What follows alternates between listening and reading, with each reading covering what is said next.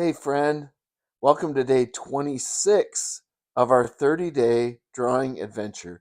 And I just want to congratulate you again because I know if you made it this far through all that we've been through, you are not only becoming a better drawer, you are going to become a very, very good drawer. So, good job. And I'm so thankful that you're joining me in this thing together.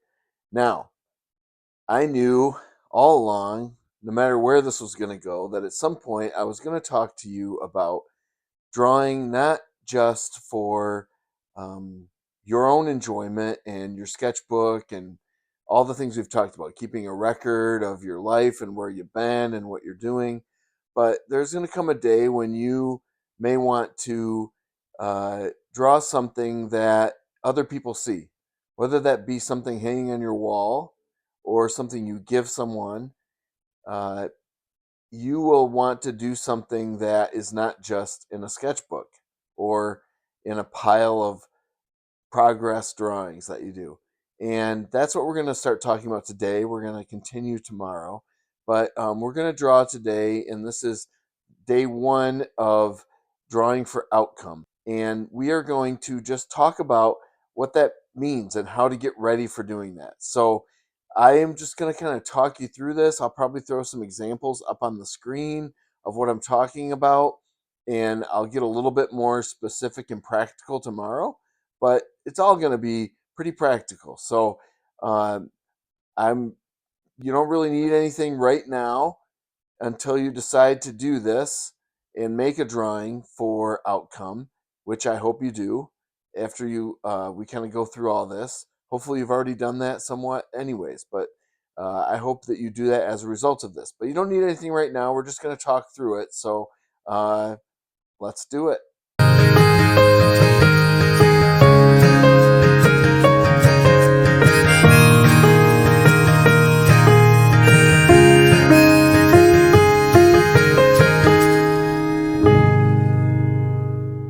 Okay, so you want to do a drawing and you want it to be something that's kind of a finished piece, a finished looking piece. And I love that. I think drawing is a a beautiful type of art, and I don't think drawing is always a preparation for something else. And I think graphite drawing can be a timeless. It has kind of a timeless element to it. Pieces that are beautiful, and people hang them, buy them, hang them on their walls or whatever. So we have some things to consider, and you're going to have to do if you want to create something for outcome. I think it's wise to do a little preparation and do a little thought beforehand. I've done a number of drawings that were for outcome that I ended up messing up because I didn't prepare well. I didn't center it on the page right, and it went off the page, or it was just not in a good spot, ran out of room. Um, just a lot of different reasons, because I didn't prepare, that I didn't end up with something I was hoping to end up with. So this is really, if this is what you want and you desire to have a finished piece when you get done, that it's this is a help for that. And it's just some things I've learned, some tips, tricks, if you will, for how to do this and have it look good in the end. So the first one in our preparation is uh, what's your subject? What are you doing, and what is a good um, a worthwhile thing to spend your time on?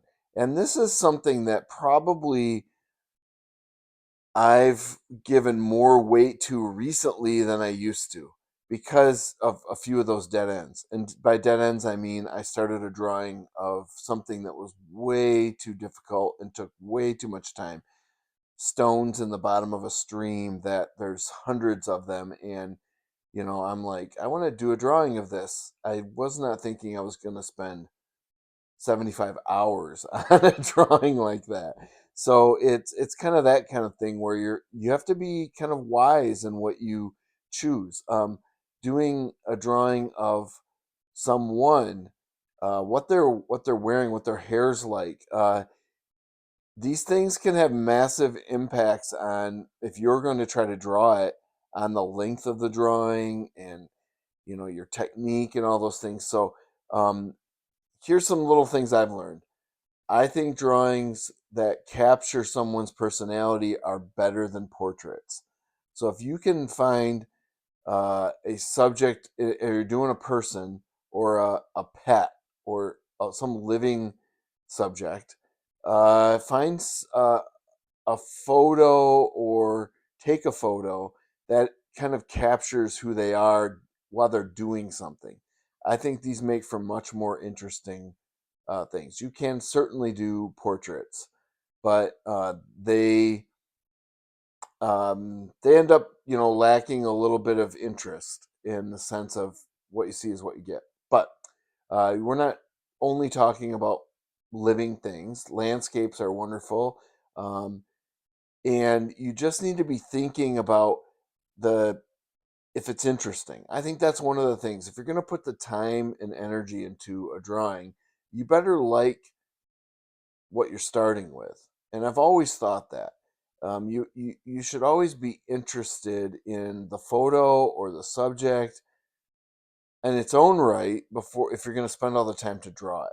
And so, but that can be, I mean, we've done, like, you could draw a leaf and it could be interesting, especially drawing very detailed images of it. So it's not just, if it's you know interest doesn't mean it has to be like a, you know something extreme happening.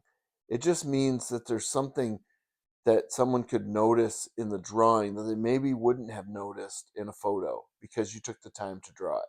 I've drawn waves at the beach, and the inside of caves for people. Like, I've drawn a lot of different things for outcome that end up being interesting. So subject matter is your first consideration.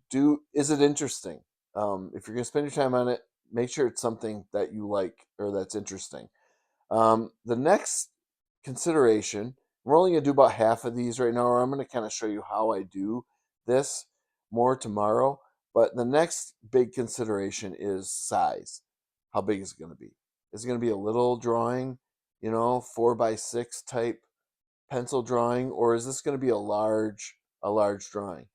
Pencil drawings tend to take a lot of time, especially if you do put detail into them. So they kind of magnify or exponentially increase in time with how big they get. Um, I've done a couple pretty large drawings, and they end up taking quite a bit of time. So just consideration, and uh, also, where's it going to go, or what's the purpose of it? That a lot of times can determine the size. If it's going to hang on someone's wall, uh, you might want to consider, like, what what's an appropriate size for the subject you're doing. I've drawn small Petoskey stones. That's our state stone in Michigan. They're absolutely beautiful, and if you look into them, it's almost like you can see into them. They have this pattern of, they're from coral from a long time ago, and they're just one of my favorite things. I'll throw one up here. I think I have before, of a Petoskey stone. Now, I don't think very many people want a, like, 11 by 14-inch Petoskey stone drawn on their wall. Maybe some people, but I think they do just fine being a small, very detailed drawing that someone puts as like an interest drawing somewhere in their house, and that's fine.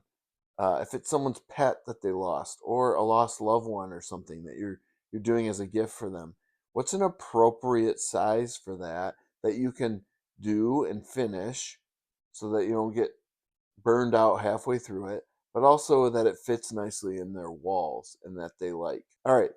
After you figure out the size, the kind of the composition is important.